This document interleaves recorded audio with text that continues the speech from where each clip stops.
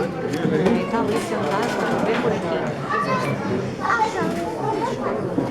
Põe aqui as cartas.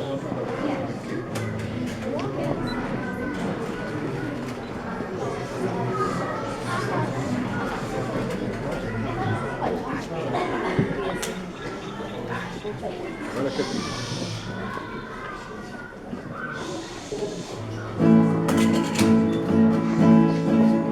Querida mãe, querido pai, então que tal? Nós andamos do jeito que Deus quer. Entre dias que passam mesmo, não vem o que nos dá mais que fazer. Mas falemos de coisas bem melhores. Ela ainda faz vestidos por medida. O rapaz estuda nos computadores. Dizem que é um emprego com saída. Cá chegou direitinho a encomenda. Pelo expresso que foram na piedade. Pão de trigo e linguiça para merenda. Sempre dá para enganar a saudade.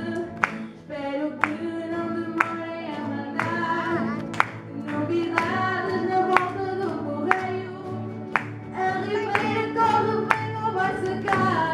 Como estão as oliveiras de candeeiro? Já não tenho mais assunto para escrever. Cumprimentos ao nosso pessoal. Um abraço deste que tanto vos quer. Eu já não capaz de ir aí pelo Natal. Um abraço deste que tanto